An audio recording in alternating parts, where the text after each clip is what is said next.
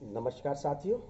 आज digestion and observations के 19 number के पार्ट में पोषण असंतुलन एवं उनसे होने वाले रोग, nutrition imbalance and deficiency disease के बारे में स्टडी करेंगे। तो डेफिशिएंसी डिसीज़ के बारे में स्टडी करने से पहले सबसे पहले आप और हम लोगों को ये आना चाहिए, क्या बैलेंस डाइट होती है, क्या इम्बैलेंस डाइट होती है, क्या ओवर न्यूट्रिशन होता है। यदि इनके बारे में आपको जानकारी है तो निश्चित तौर पर आप रोगों की स्टडी बहुत आसानी से कर सकते हैं। तो सबसे पहले डेली रूटीन में कितने किलो कैलोरी आपको एनर्जी की आवश्यकता होती है। तो लगभग एक व्यक्ति को डेली रूटीन वर्क करने के लिए 3000 किलो कैलोरी पर डे आवश्यकता होती है। एक नॉर्मल वर्क करने के लिए, सामान्य कार्य करने के लिए व्यक्ति को 3000 kilo calorie energy per day routine में आवश्यकता होती है।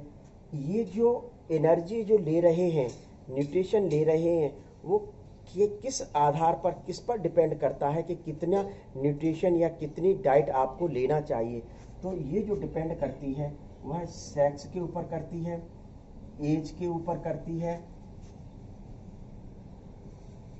एनवायरनमेंट के ऊपर करती है, और फंक्शन वह व्यक्ति किस प्रकार के कर रहा है इसके ऊपर डिपेंड करती है।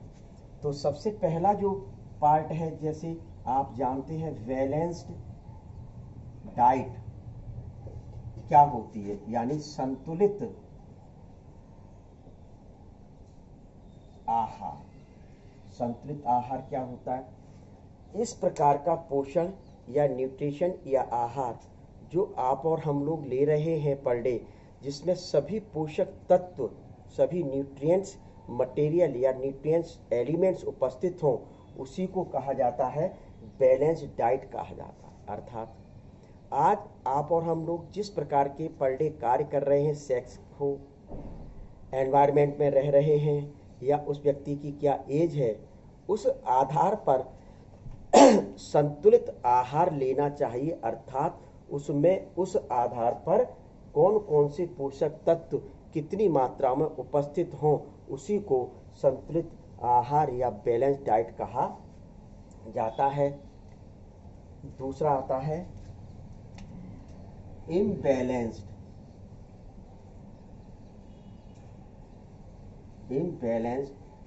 डाइट। तो इम्बैलेंस डाइट क्या होता है? असंतुलित आहार।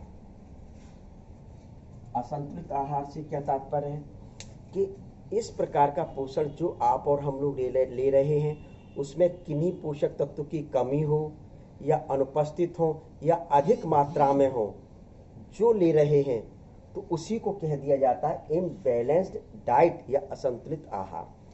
इस कमी, अनुपस्थिति या अधिकता के आधार पर इसको दो भागों में डिवाइड कर देते हैं। फर्स्ट जो रहता है कमी या अनुपस्थिति, तो इसमें ये कुपोषण या अपोषण, अर्थात कमी होगी तब उसको कुपोषण कहा जाएगा और अनुपस्थिति होगी तब उसको अपोषण कहा जाएगा। दूसरा जो भाग आता है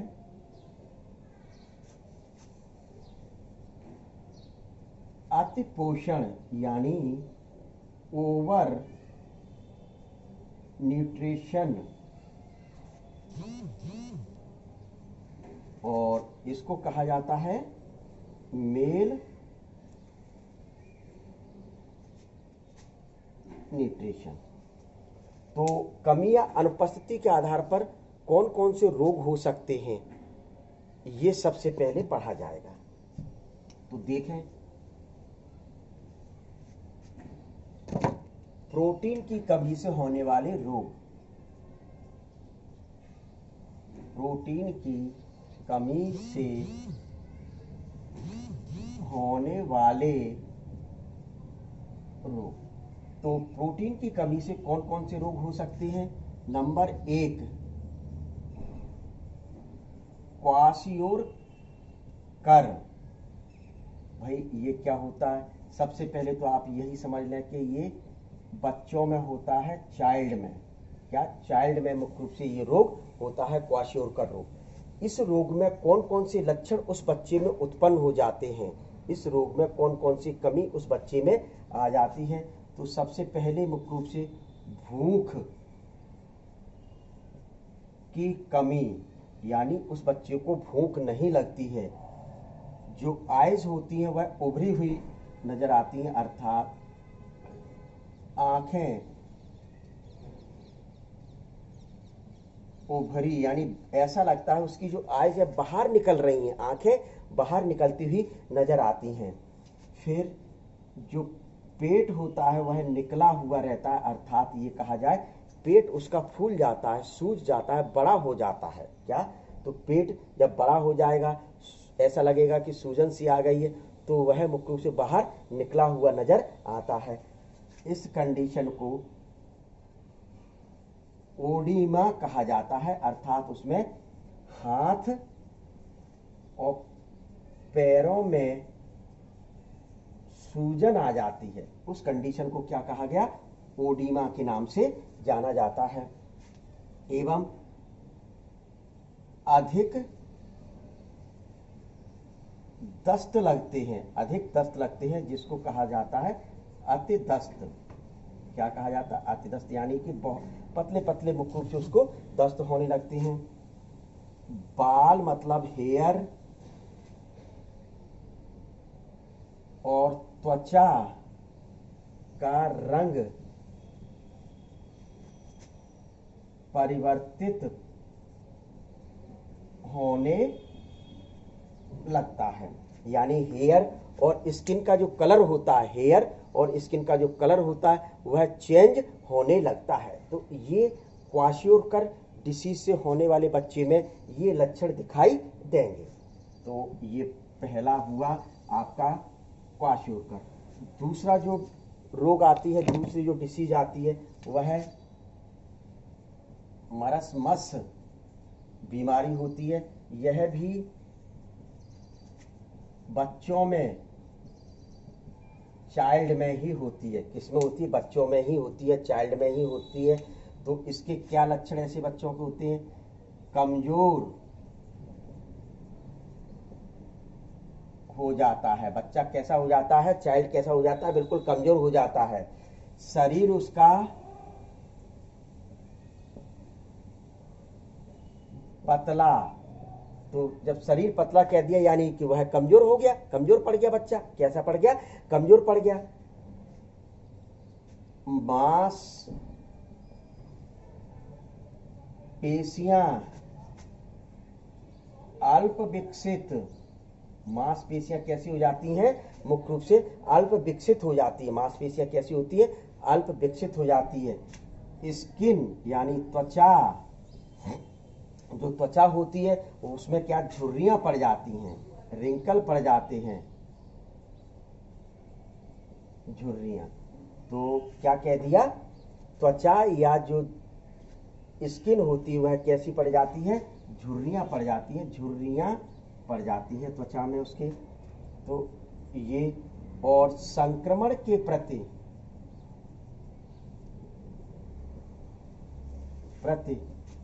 अति संवेदनशील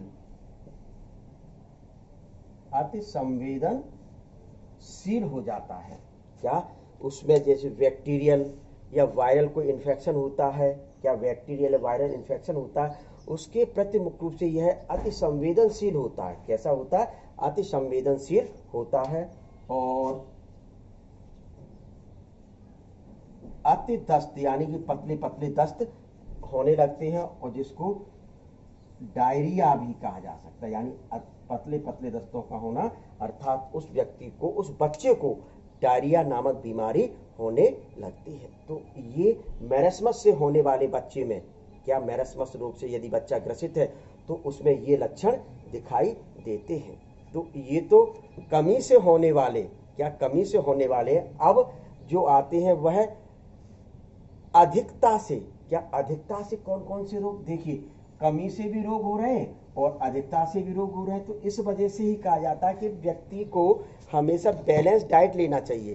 कि व्यक्ति को कैसी डाइट लेना चाहिए, एक संतुलित आहार लेना चाहिए। देखो कमी से तो मैंने आपको बता दी, अब अधिकता से क्या रोग होंगे, क्या अधिकता से क्या रोग होंगे। तो अधिकता से जो रोग होता है उसको ओबेसिटी अर्थात मोटापा कहा जाता है। हाइपर कोलेस्ट्रोलेमिया भी होता है, यानी कि वसा की जब मात्रा बढ़ जाती है तो उसको कहा जाता है हाइपर कोलेस्ट्रोलेमिया के नाम से जाना जाता है। यदि विटामिन की अधिकता हो जाए तो अति विटामिनता के नाम से जाना जाता है। तो सबसे पहले आप और हम लोग पढ़ते हैं ओबेसिटी यानी मोटापा। यह एक इस प्रकार की खतरनाक बीमारी है जिसमें व्यक्ति बहुत अधिक मोटापा हो जाता है, व्यक्ति बहुत अधिक मोटा हो जाता है, जिसके फलस्वरूप उसको चलने फिरने में तो प्रॉब्लम होती ही है, चलने फिरने में तो प्रॉब्लम होती ही है, लेकिन उसके शरीर की रुधिर वाहिनियों में कोलेस्ट्रॉल डिपॉजिट हो जाता है, जिसके कारण हाइपरटेंशन, जिसके कारण उच्च रक्तदाब हो जाती है, उच्च रक्तदाब मुख्य रूप से नामक बीमारी हो जाती है। तो इसमें कौन कौन से लक्षण उस व्यक्ति को होंगे, तो ये आप और हम लोगों को पढ़ना है। तो शरीर की क्रियाशीलता का कम होना, क्या बता सकते हैं, शरीर की क्रियाशीलता का कम होना। आप लोगों ने देखा होगा पतले व्यक्ति की अपेक्षा जो मोटे व्यक्ति होते हैं वह कार्य को सही ढंग से नहीं कर पाते, अर्थात वही लिखा हुआ शरीर की एक्टिविटीज जो होती है, शरीर की कार्य करने की जो क्षमता होती है वह कम हो जाती है। कैसे हो जाती है, कम हो जाती है। परिसंचरण तंत्र पर दबाव पड़ता है, क्या, परिसंचरण तंत्र पर दबाव पड़ता है। तो यहां लिख दिया जाए परिसंचरण तंत्र पर दबाव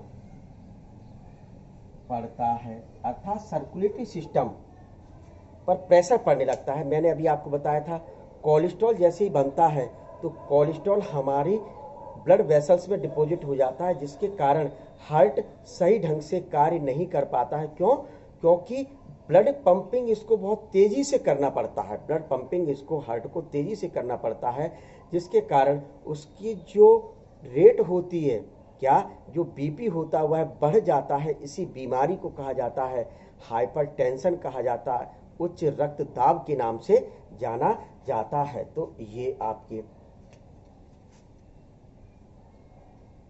कोलेस्ट्रॉल की मात्रा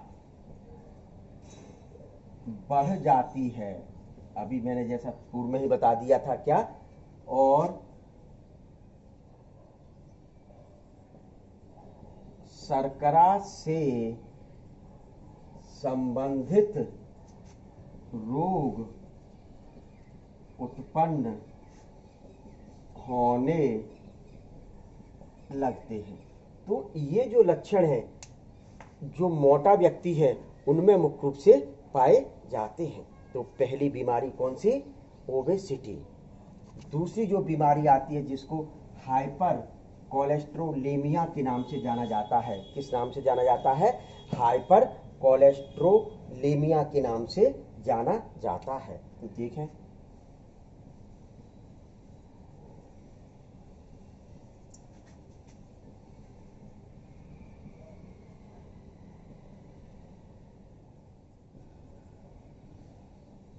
हाइपर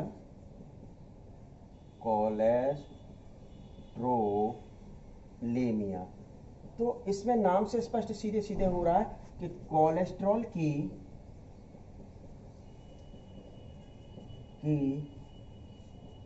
मात्रा बढ़ जाती है। कोलेस्ट्रॉल की जैसे ही मात्रा बढ़ जाती है तो यह कोलेस्ट्रॉल हमारी रुधिर वाहिनियों के जो इनर वॉल होती है उस पर डिपॉजिट हो जाता है, संग्रहित हो जाता है, जिसके कारण रुधिर के निकलने में प्रॉब्लम होती है।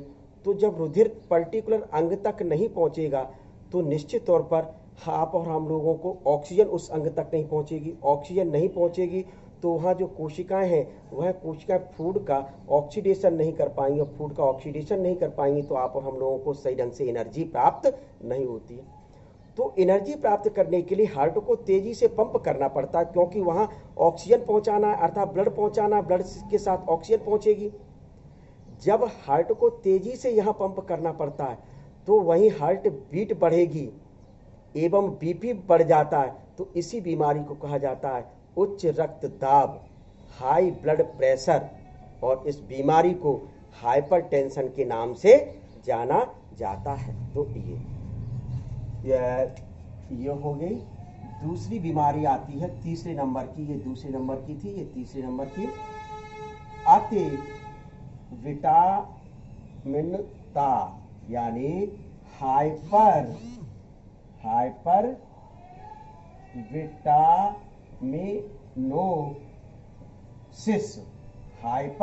विटामिनोसिस बीमारी। तो जो वाटर सॉल्युबल विटामिन है, यदि इनकी अधिक मात्रा होती है तो हमारे शरीर को किसी प्रकार का कोई प्रभाव नहीं पड़ता है, लेकिन ये जो फैट सॉल्युबल विटामिन होती है ADE जिसमें यदि इनकी मात्रा बढ़ जाए तो हमारे शरीर को प्रॉब्लम होने लगती है। जैसे फॉर एग्जांपल विटामिन डी की मात्रा बढ़ेगी तो कैल्शियम का अवशोषण बहुत अधिक होगा। जब कैल्शियम का अवशोषण अधिक होगा तो ब्लड में कैल्शियम अधिक पाया जाएगा, और जब ब्लड में कैल्शियम अधिक पाया जाएगा तो यह यकृत में जाकर संग्रहित हो जाता है, जिसके कारण यकृत संबंधित रोग हो जाते हैं, यकृत संबंधित रोग हो जाते हैं। तो इतना आपको किसमें पढ़ना है? अति पोषण में। किसमें पढ़ना है? अति पोषण में। तो निश्चित तौर पर ये जो बीमारियां मेरे द्वारा पोषण की कमी, अनुपस्थिति या अति पोषण मतलब भोजन के अधिक, ऊर्जा युक्त भोजन के अधिक लेने पर मुख्य रूप से होती हैं, तो उसमें इन बीमारियों के फलस्वरूप विभिन्न प्रकार के कष्ट आप और हम लोगों को होते हैं। तो मेरा आप लोगों से विनम्र अनुरोध है, निवेदन है कि आप और हम लोग हमेशा सेक्स के आधार पर, एज के आधार पर, वर्क के आधार पर यानी फंक्शन के आधार पर क्या कार्य कर रहे हैं, क्या वर्क कर रहे हैं और किस एनवायरनमेंट में रह रहे हैं, इस आधार पर हमेशा डॉक्टर की सलाह पर बैलेंस्ड डाइट लेते रहना चाहिए। यदि बैलेंस डाइट नहीं लेते हैं तो अभी मेरे द्वारा जो आपको रोग बताए गए वह रोग से ग्रसित आप हो जाएंगे। तो विशेष तौर पर एक बार भोजन कम कर लें, लेकिन अधिक ऊर्जा युक्त भोजन लेते हैं, अधिक ऊर्जा युक्त, जैसे ऑयली मटेरियल जो मांस को अधिक खाते हैं या फैटी मटेरियल को भोजन के रूप में अधिक लेते हैं, तो अति पोषण की क्रिया आपके साथ उत्पन्न हो सकती है, जिसमें विभिन्न प्रकार की बीमारियां होती हैं और विशेष तौर पर हाइपर टेंशन की बीमारी होती है, यानी उच्च रक्तदाब की बीमारी होती है। तो बैलेंस्ड डाइट लेते रहें और आप और हम लोग विभिन्न रोगों से बचाव अपना कर सकते हैं।